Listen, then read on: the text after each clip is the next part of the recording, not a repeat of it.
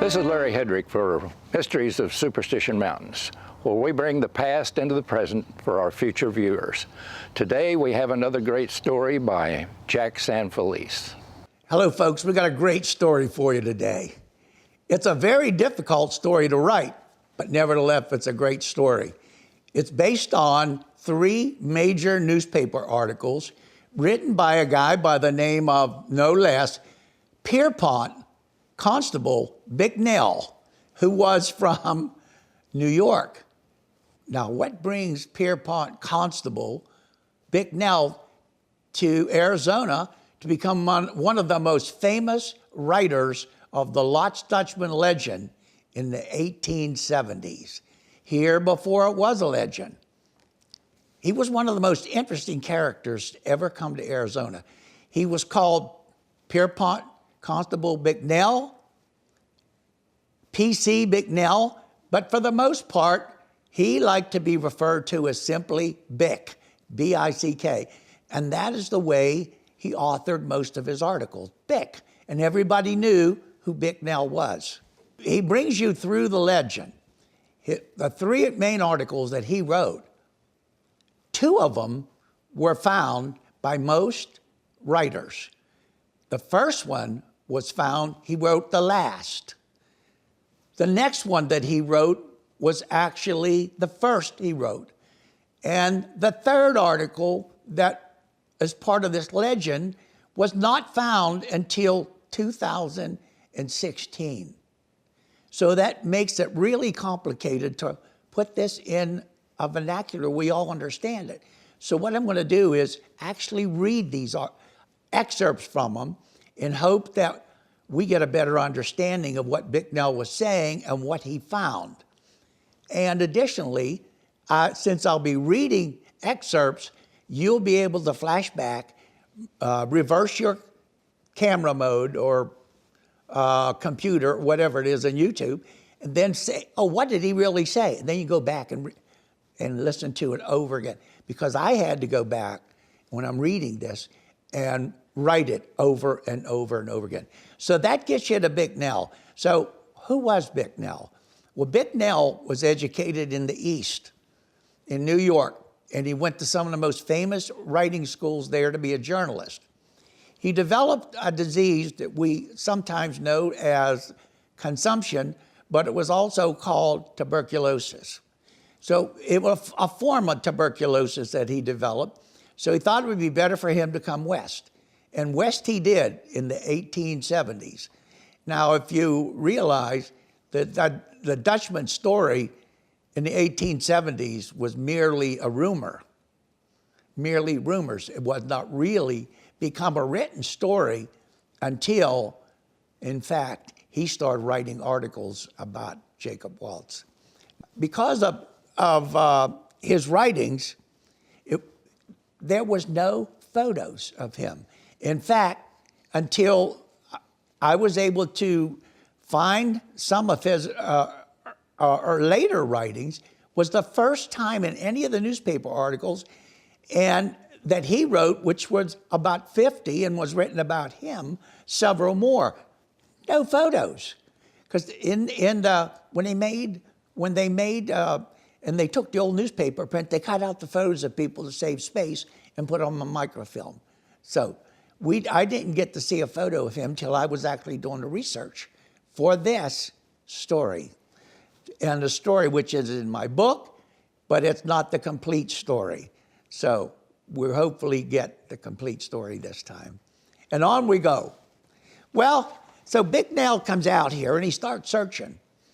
Not only is he interested in being a journalist and writing, and he wrote for several of the major newspapers of that era. And that included the Phoenix Daily Press, it included the Phoenix Gazette and the Phoenix Republican, as well as the Mesa Free Press. Also, those 2 major articles, 2 of them got in the San Francisco Chronicle. And one of them, I believe the most important one he wrote, which was the second, came out in 1894 in November, and I believe, and then the last article, it was also published in a Kansas newspaper, which was then redistributed throughout the United States. And most people only saw the 1895 article, January 13th. But that was reprinted in the San Francisco Chronicle again. So that makes for the confusion.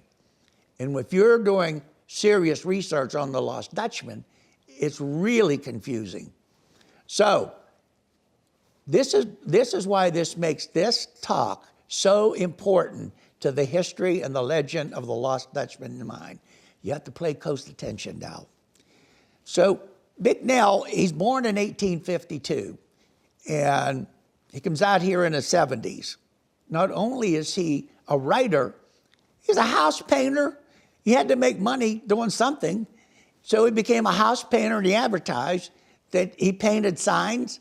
He was a sign painter and a house painter. And that's how him and his partner got started. When they found out he was such a good journalist, he stopped painting houses and painting signs. So that's how he became a journalist. We all start somewhere, and that's how he started. So Bick is now in Phoenix, and he's living in Phoenix, and he's at a hubbub. Everybody knows each other back then in Phoenix in the 1870s. It's a small town, mud huts for the most part. It wasn't the Phoenix that you would know today or even of the early 1900s. It was just totally different. So as we go along on this story, you'll see that he wrote, in addition to these three more very, very important newspaper articles that affect the legend of the Lost Dutchman mine. And one of these was written in 1881. And it's about Bicknell, and it says, Bicknell has gone in with another man into the Superstition Mountains for a month. Bicknell was no armchair historian, no armchair miner. He was gone for a month into the mountains. It meant that he was following the stories now in 1881 of the Lost Dutchman legend, because the Dutchman died in 1891, October 25th. Prior to that, he wrote a story called Foul Murder, and this was 1884. Foul Murder of a Suspected Friend. The story is that in 1884, at Jacob Waltz's house, two of Jacob Waltz's Mexican friends were there, and one of them picks up a shotgun and shoots and kills the other, forever to disappear from the annals of journalism. We don't know what the shooting was about. It was investigated, and they believed the story by Jacob Waltz of two Mexicans and one shooting the other. The gun's still there. Jacob Waltz is there. One man's there, and the other one's gone. So he is charged with the murder, but never found. So in 1881 and 1883, Bicknell's out there because the rumor is out that Jacob Waltz is handing out money, and money in the form of gold. And he's handing out money to his friend, Julia Thomas. And he's paying for things with gold. He's been to the Silver King mine, where he stopped to make purchases. He's been to Florence, where he is known to make purchases and pay for it in gold dust or gold nuggets. So, the three most important stories are, number one, it's a curious find, a two-room house in a cave. The second one is called A Mythical Mine, and it takes place in 1894, 3 years after Jacob Waltz had died. And then the third one is called Arizona's Lost El Dorado, which came out in January 13th of 1895. So all three of these very important articles, one which was lost to me until 2016 in my book, My book that I wrote on Lost El Dorado was written in 2016 before I even saw that article. So that's not in here. This is new information. Bicknell was a newspaper man, but he was always a prospector miner. He spent a lot of time hunting and searching for gold in and around the Superstition Mountains, north of the Superstitions, and even in Cave Creek. In Cave Creek, he had filed a claim on something called the Moneymaker. And while they were in the Moneymaker, they had just, he went with two of his partners, and he was checking out this mine tunnel, and they were checking the ore, and they had a cave in, and one of his partners was killed. And Bick said he never would ever go into another mine again. That's important. He never would go another mine again, because if he found a Dutchman mine, he wasn't going to go in it if it was a shaft or even a tunnel. He would have to look through the ore on the outside. So the origins of the Dutchman clue, come from these three newspaper articles. He was the most important, I believe, journalist of his time regarding Jacob Waltz, forever known as the Lost Dutchman. And these three stories. And I'm going to give them to you, and I'm going to read from some of them. Like I said, I want you to get the flavor of it. Not only that, be able to go back. Because if you have my book or the journals that I wrote, that was before the third story became available, which I believe should have been the first story. Mrs. E.W. Thomas, formerly of the Thomas Ice Cream Parlors, is now in the Superstition Mountains, engaged in a work usually deemed strange to a woman's sphere. She is prospecting for a lost mine, the location of which she holds the key. But somehow she has failed. After 2 months' work to locate the bonanza, aided by two men, that would be Riney and Herman Petrash, and a third, the father, who only went out for a while. The story of the mine is founded on the actual deathbed revelation of an ancient miner, usually in such cases. There is also a lost cabin connected with it. Its location is supposed to be a short distance back from the western end of the main Superstitions. Supposed to be.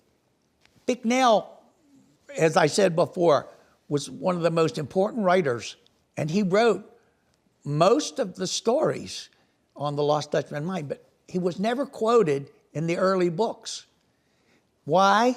Because no computers, they didn't have access to microfilm. They had to go through the voluminous stacks of the old papers, which weren't kept, and they weren't codified then. So that's part of the problem.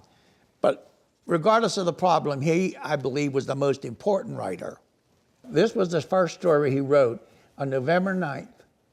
And what he had done was he'd hiked out to some cliff dwellings. He also was a great believer in archaeological expeditions and looking and studying archaeology, as well as writing about the mining and current events in the mining activities all around the Phoenix area. So he writes this, and he says, pioneers of Arizona, curious homes of the first family. A cliff dwelling found in an inaccessible canyon, superb masonry. That's the cliff dwelling in Angel Springs. And why is this important? You'll see. Yet in this neighborhood, Bicknell declares that the Thorn mine was found 3 decades ago. That's the story of Doc Thorn. The cliff dwellings well answering the descriptions of the stone cabin in which the doctor had his adobe. The cliff dwelling in Rogers Canyon is about 15 miles north of Weaver's Needle. And that again is a very important clue. the 15 miles. Jesse Feldman, in his book, Jacob's Trail, published a photo of himself and his brother Josh in Rogers Canyon cliff dwelling beside the center post with Bicknell's name carved in it during 2007. Oh, wait a minute. This article wasn't available to Jesse and Josh then. They had no idea. They find Bicknell's name. Bicknell, 1897, on the center post of the cliff dwelling. Okay? Steve Bowser, during 2011, another long hiker into the Superstition Mountains, along with his niece, April Scott, also located and took photos of the Bicknell's name carved in the center post at my request, because I had Jesse's stories, I want to confirm it. Then I said, well, I'm going back to the old master, Jack Carlson, because he's hiked that. He's been to the cliff dwellings many times. I said, Jack, could you go through their files, photographs, see if you could find a photo that you took on a center post with Bicknell's name in it? And sure enough, he was there in 1999 on one occasion, and he took photos of the center post in his files, and it's got Bicknell 1894. So this confirms that he was there, I believe, in 1894. It's the same writing all three times. The cliff dwelling at Angel Springs, which was in fact only 2 miles from mines where gold was found in the 1870s in the Superstition Mountains near Rogers Canyon and Rogers Ridge. So the finding of this 2-room house in a cave, which was essential to the Dutchman story, one of the key clues. You had to find the 2-room house in a cave in order to go further and look for the other clues. The next story deals with a newspaper article called A Mythical Mine. December 30th of 1894, December 30th. And it directs people searching for the Dutchman Mine to the northeast section of the Superstition Mountains, where the 2-room house in a cave was. Mythical Mine, December 30th, 1894, by Bick. In a gulch in the Superstition Mountains, the location of which is described by certain landmarks, there is a 2-room house in the mouth of a cave on the side of a slope near the gulch. Some distance above the tunnel on the side of the mountain is a shaft or incline that is not so steep, but one can climb down.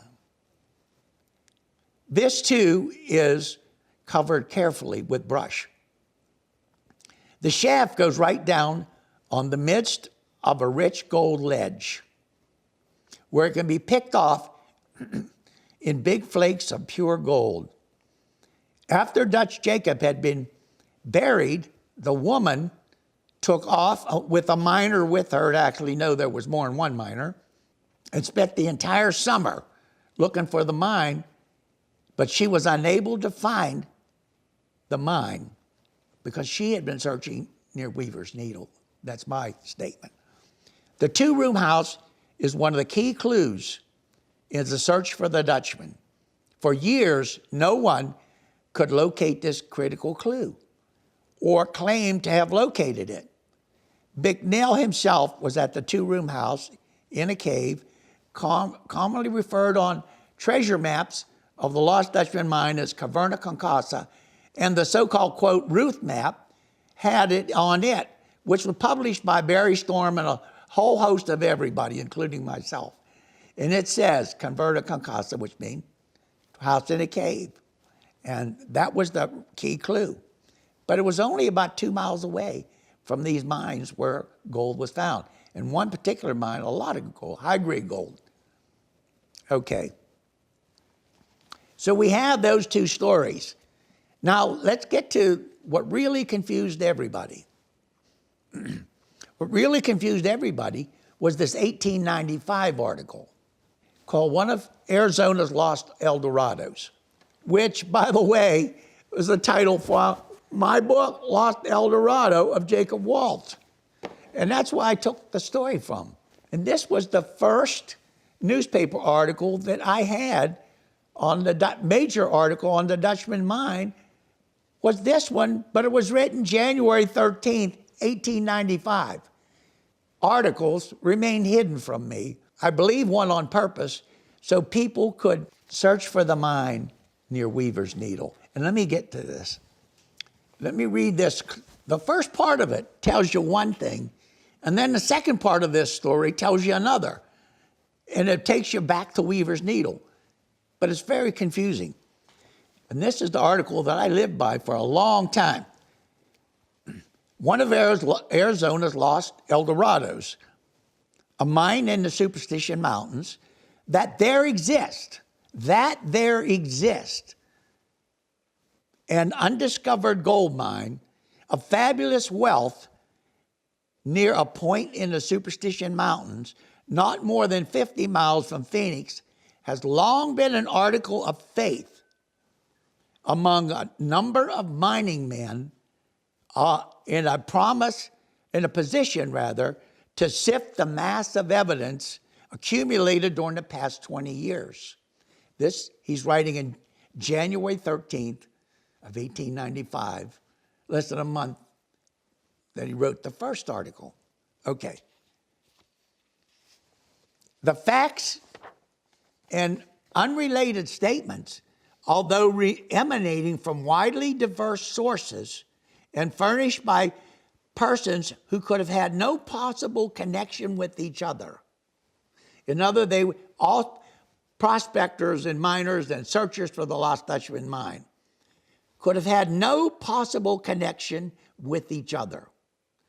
All agree in a remarkable manner to the description of the mine. And what is still more convincing, are unanimous in indicating a particular quarter of the mountains in question as the place of its location. Now, here is another clue to the mine. It talks about, Bick uncovers this clue, and it's called the First Gorge. And that contributes to the confusion in his interview with Julia Thomas. He'd interviewed her many times. Okay. The First Gorge on the south side from the west end of the range, they found, as he had told them, was a monumented trail which had them northward over a lofty ridge, downward past Sombrero Butte, into a long canyon running north, and finally to a tributary canyon, very deep and rocky and densely wooded with a continuous thicket of scrub oak. And that is a very important clue for you to read or go back and run it through your YouTube file. Now, he goes on in this article and he throws this out, and this is from Julia Thomas. He says, the district designated is not extensive. It lies within an imaginary circle whose diameter is not more than 5 miles and whose center is marked by Weaver's Needle. Now, wait a minute. 5 miles is not going to get you to Rogers Ridge and the Stone House. But here lies, I believe, a resolution to that. The Dutchman spoke, when he was speaking to Riney and Julia, he was speaking in German because they both spoke German fluently. They all three were from Germany. So he says, old Jake did not call Weaver's Needle by name. He always referred to it as the pointed rock, as the needle, not Weaver's Needle. Note, Walt spoke in German to Julia and Riney, and the German word for 5 is spelled F-U-N-Z. And the word for 15 starts with F-U-N-Z.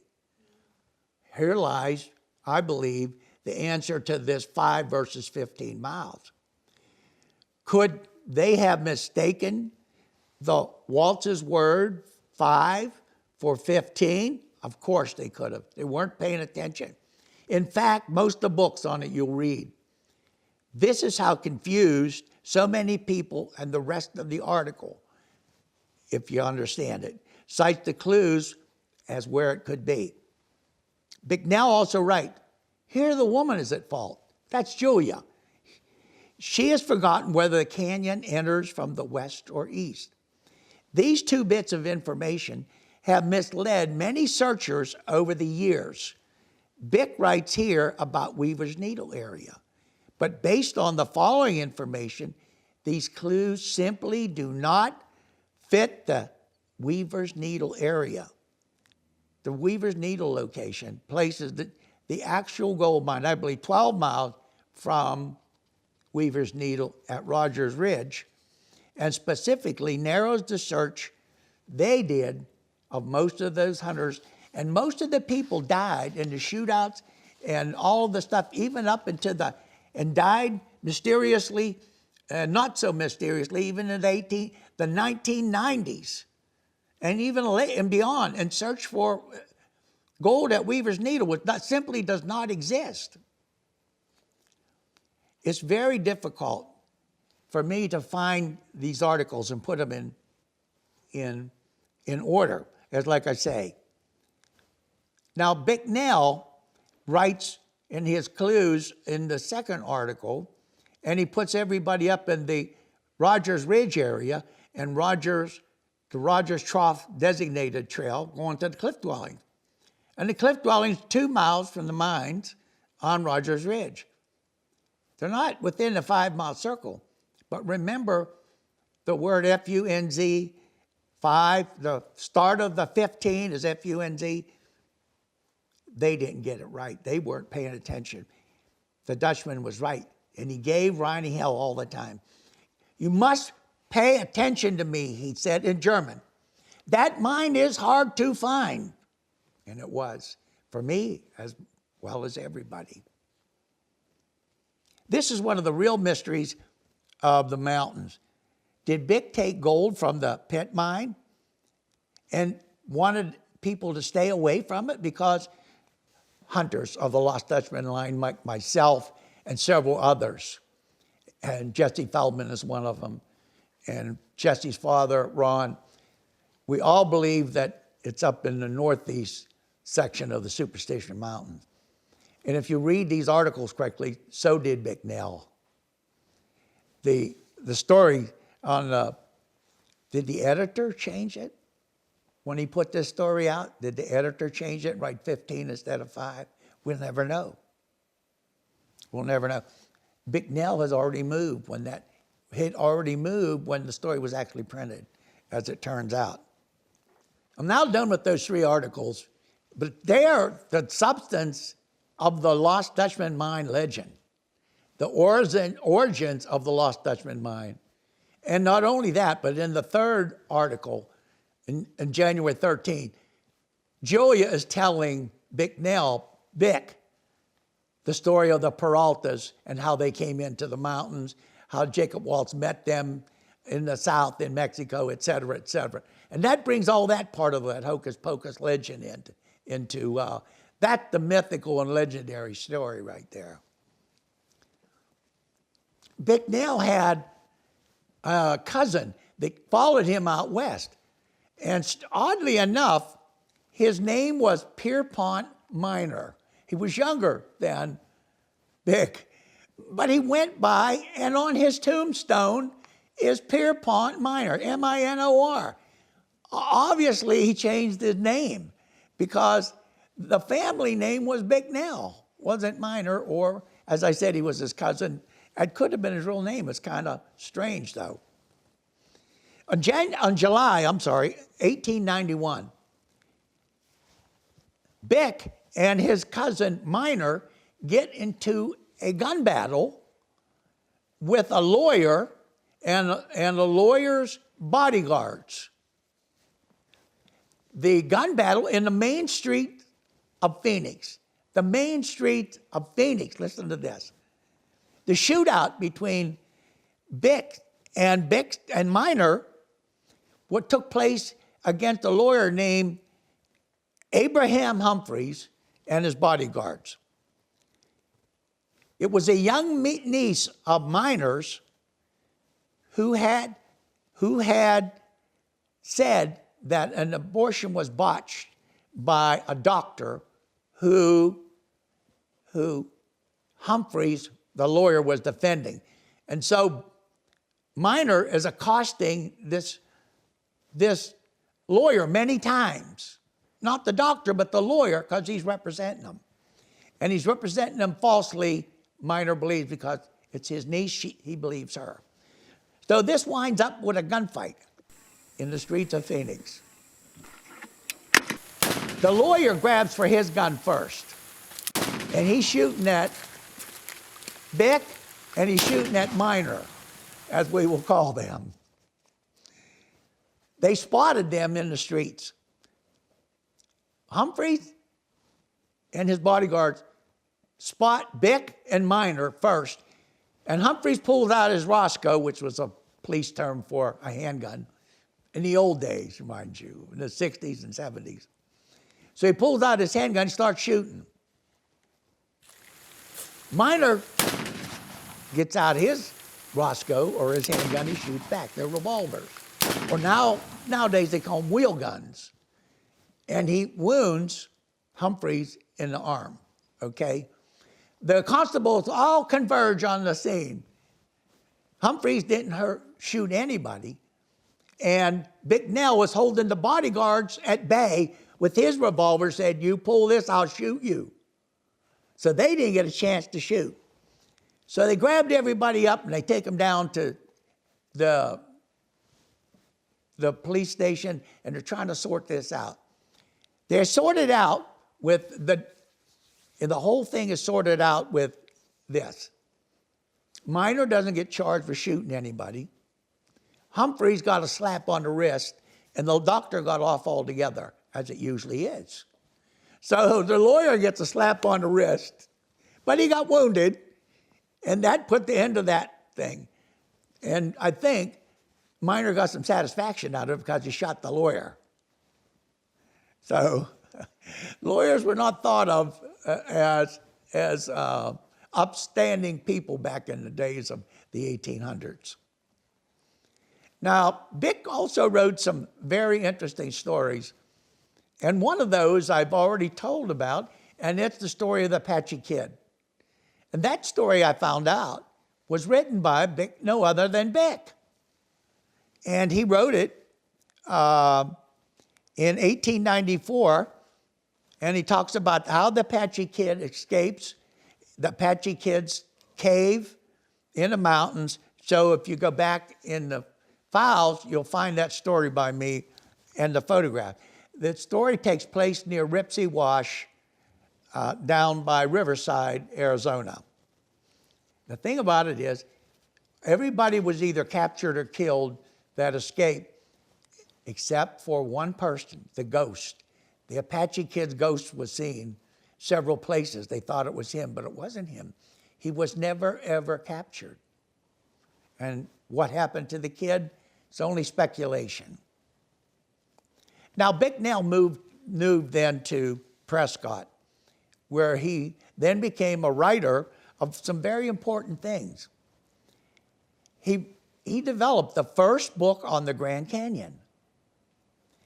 And he wrote about the Grand Canyon Railroad from Williams to the Grand Canyon. Several articles. And in 1902, there was an international congress held in Butte, Montana, of mining men. Famous mining men throughout the world came there. And PC Bicknell, or Bick, was the lead writer there, and he was also the secretary for the event. And that tells you his status. In 1902, Bick received the acknowledgement of his peers as a great writer because they had him write about it.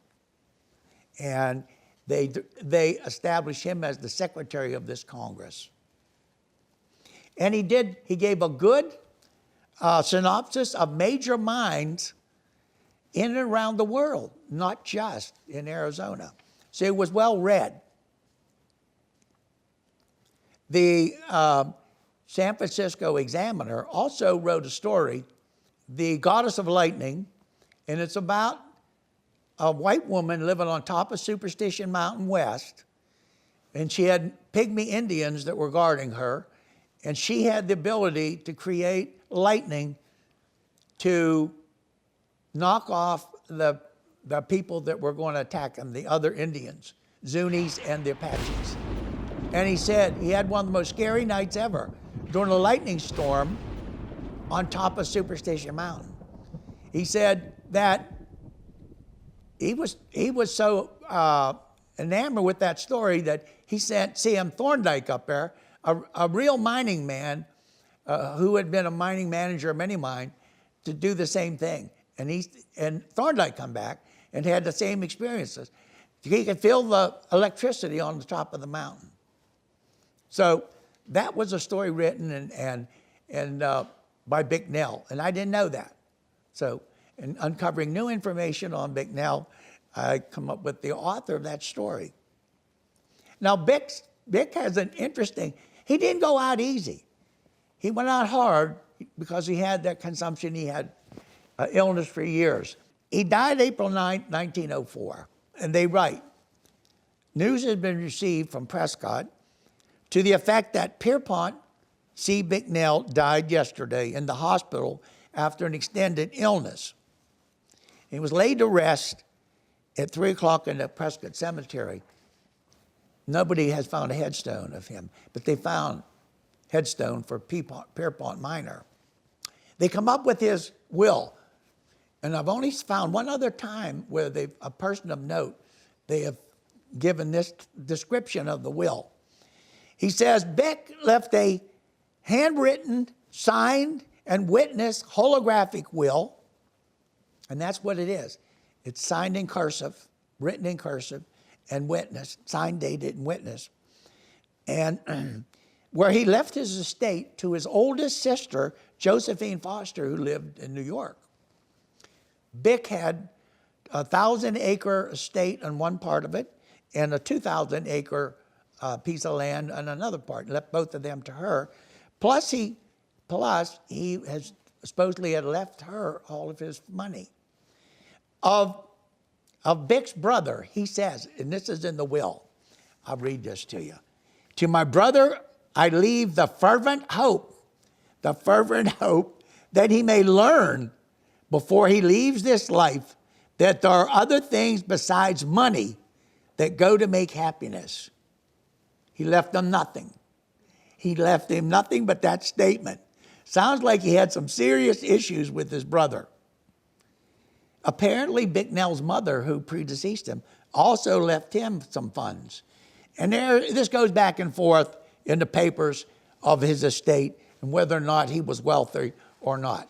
I think if he owned over 3,000 acres in New York, anywhere, and where he grew up, that was worth a lot of money. Bicknell claim to fame is he interviewed the first Dutch hunters. He wrote the stories. He searched for it, 2 months at a time? He's out there. He owned a mine, a gold mine in Cave Creek. So that was before the Dutchman stories came out in 1894. The continuing of the stories will be my search, and going up there a numerous time, and going up and finding the cliff dwelling. The cliff dwelling and the clues that led to it, finding a 2-room house was very important to me because of that, I was able to find the Horsehead Rock and the Trick in the Trail, which leads you upwards from Rogers Canyon to the pit mine by following a zigzag canyon, because you pass to the old rock cabin and the corral, and then you go up to the mine. The cliff dwelling turned out to be one of the most important clues for me because it gave me a starting point to, I know from the top of the mountain, I see, okay, I know the mines are up there. I was there in my last story, I believe, I called Lost El Dorado. I said I found it because I'm waiting for my friend. He's looking for some mines around this stone heart of the Peralta legend, which I was very iffy on that. So I found the horse trail and went up. The cliff dwelling now is important because it gives you the starting point of Bicknell and how I believe he found it. Jesse, I've said, and he published that story about finding Bicknell's name there in 1894. Of course, I was there, and I later saw the Bicknell also, but they were there before me because, and this was, I was there in 2006, and I began with Jesse's finding of the clue of Bicknell being there in 2006. I very seriously started searching from that area. So in April of 2006, Jack Carlson and Dick Walton, Bob Stombach, and I, we're hiking from Rogers Trough, and it got warm that day, and as it can sometimes get warm or sometimes can get very cold at night. As I stated, I believe in the last talk, we started out at 70 degrees and wound up at 28 degrees before we got out of there. So this is during the day, and that's starting at night, but it don't get cold, it gets warmer. So we take a break by the water we're hiking on in, we're taking our time, because I'm photographing everything. And Bob Stombach was a professional photographer. We're looking for a horsehead rock, because Jesse in his book talks about his notes in his book, he's talking about a horsehead rock. Okay, one of the clues that's been given out by Ted Cox and given up by Julia Thomas, been given out by Bicknell. And the map Julius Thomas has a horsehead on it. So the Dutchman talks about a horsehead rock. Julia talks about it. Ted Cox talks about it. So we're looking for it, but they don't tell you where exactly it is. It's somewhere up in the mountains. So we start from a logical place, the cliff dwellings. So we got to find the cliff dwelling, start from there. On our way in, we're taking photographs. We see all kinds of rock formations that could be the horsehead, as later goes. Bob Stombach, unbeknownst to me, he takes slide film, as I was taking slide film, and I was having a cassette, and I show it to my classes, this story of that hike up there, and we're coming around the cassette, and it shows and all of a sudden, up jumps a picture of a rock, and then in front of it, Bob Stombach had superimposed a real horse head. So the whole class is laughing. They got a joke on the author, and they got the joke on the lecturer, right? It was all a good time. So that was a good laugh, but it wasn't the horse head, because we'd walked there and we didn't find it. But on the way back, this big horse head, big rock formation, I said, well, got to be a very notable rock. That's notable, but it didn't look like one. But coming back, we stopped by this big boulder, and I'm taking photographs of that rock formation. And doggone it, take one photo, I get a little closer, and it looks like that could be the horse's head. And from that point, where that big boulder was, the trail divides to a Y. If you go left, you go Rogers. Go right, you go through a very bouldered at the beginning, very brushy side canyon, which leads you to uphill of going, and this zigzag canyon, which takes you right up to the pit mine, which I always called it. And to this day, I call it the pit mine. And that's where it led me to. And before that, you see, as you're going up, you see tall trees. And the tall trees, cottonwood and sycamore, etc. But that's where spring was, right next to where the stone cabin was and the stone corral. So now it's all making sense. You have the 2-room cabin. You come down, you see the horse head. At that time you see the horse head, the trail splits, and it was called by John Chuney, who wrote on it, that John Chuney said he found the mine. He found the gold. John Chuney worked for Jim Bark, and he'd actually found gold and set up a rasters in the old Salt River bed and took gold from some of the mines they found there. But it wasn't the mine that Chuney was looking for, because Chuney was at the Silver King mine when the 2 soldiers came in. And so he thought the 2 soldiers mine and the Dutchman mine were one and the same or real close to each other. And he believed he was correct. And he said, and he wrote in his notes, there's a trick in the trail. Not much of a trick, but you got to go through the boulder. And exactly the way I said it. Not much of a trick, but you can see, and the boulders have, if you look on top of the boulders, there's grind holes in them. But I got to tell you, climbing up from the bottom was very hard. Coming down wasn't easy either, because I told you the story of Dick Walt and Jack Carlson and I. We hiked, and it got dark, and it was when we were out, 28 degrees. But when you got down through the mountain, you couldn't see the horse's head. It was dark.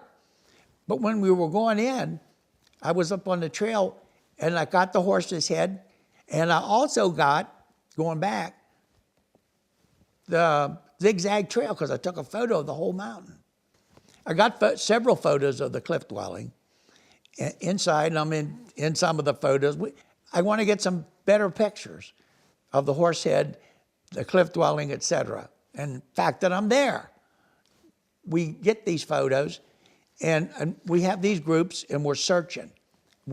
As we're searching, we're finding other things, okay?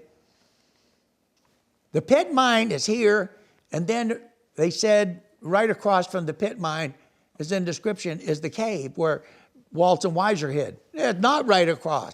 It's across the gulch and over where it's all brush covered. And we find over there this cave, and it's more like 200 yards than 200 feet. So it's over there, and it's 15 feet wide, so they could easily have hid in there. Be no problem, and the brush was covering it up. And if they saw somebody or heard somebody, they could easily go over there and hide. And we found tools for the people that had been there. I said in the 90s, 94, people working it. Well, we found them scattered in the brush all over the place. That shows that there were old picks, many of them, picks, shovels, a wheelbarrow, parts of a generator, which Jack Carlson always referred to that mine as the generator mine, and I always referred to as the pit mine. And so we never crossed and connected the two, that they were the same one, till we hiked out there together. And I said, this is the pit mine in my mind. I didn't tell him about being there earlier. And he called it the generator mine. So while we were searching that area, above and below and all around, we expanded the search. We were able to find the cave across from the mine dump down below, and where the tunnel went off, where it shot off from the mine, the tunnel was covered up, blasted over probably, and then the dump down below is much bigger, about 3 or 4 times bigger than the dump from the pit mine, which was 70 feet. And it was 200 to 300 feet was the tunnel. So that's why the differences in the size.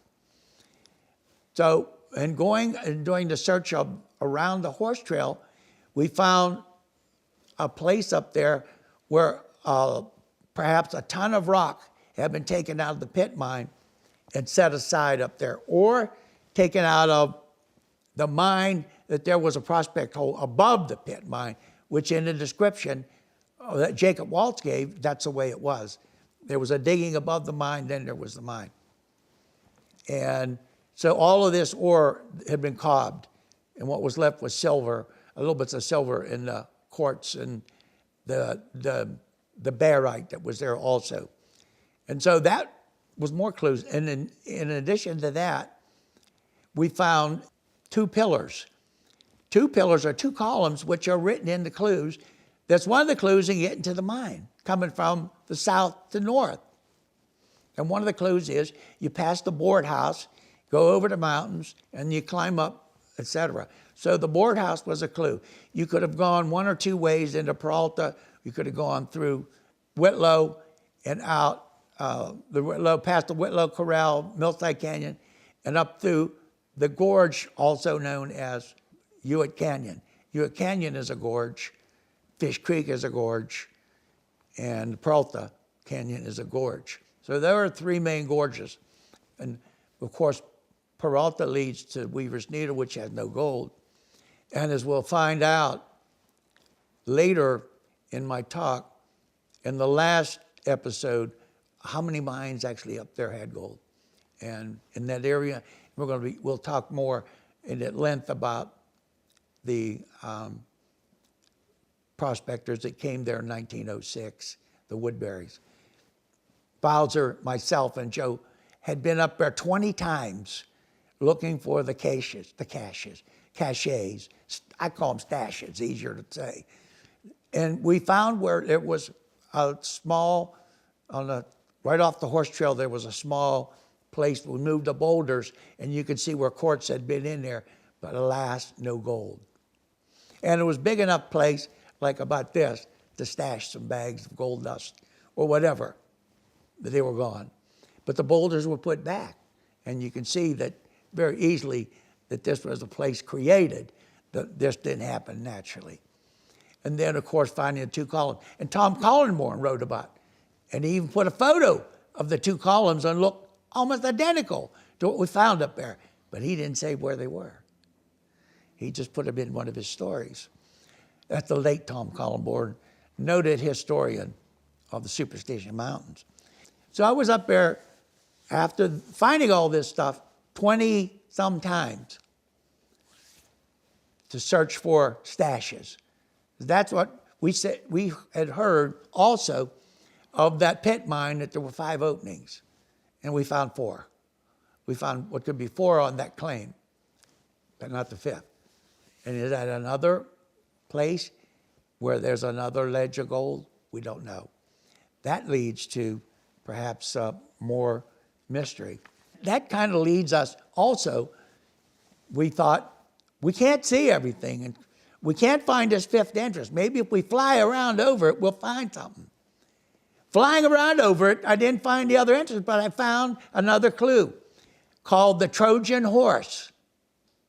And so from the air, in one of the stories, it says, near this mine, there will be a rock formation that looks like a Trojan horse. And we all know the people from Troy went back to get their goddess or their princess, their queen, and from the Spartans, etc. And so they built the Trojan horse with a big box on it. And this stone formation, if you have any imagination at all, from the air, looks just like a Trojan horse, could look like. And so that was one of the main clues. So did Bicknell find the Dutchman Mine? I know that he was there at the pit mine. From his stories, did he find gold? Well, he said after his partner got killed in the one at Cave Creek, he never went in another one. But he described it, so I believe that it was one of his partners that went with him, that went in the mine and described the ore. He said, because it was easy to get into, he said. It was made like an old Mexican mine, and it was only 35 feet from the end of the pit down in the bottom. And that's the way I found it, about 35, 40 feet. I'd have never gone, anything beyond that by myself, I'd have never gone into it. I don't know why I did, because later I found out about all the people getting killed in these old mines, so I stayed away from going in there myself. So the question is, did he find the gold at the pit mine? I think he did, but it wasn't him that went in. And he wrote about it, that could very well be the Lost Dutchman Mine. In the next episode, I'm going to be talking about Herman Petrasch and Herman and Riney and Julia Search, and what happened to the first searchers, their stories of the Lost Dutchman Mine. Stay tuned for episode 3 because we're not. Well, Jack won't be reading stuff. He'll just be telling you the story. So come back. We'll see you then. Thank you. Thank you for watching this episode of Mysteries of the Superstition Mountains.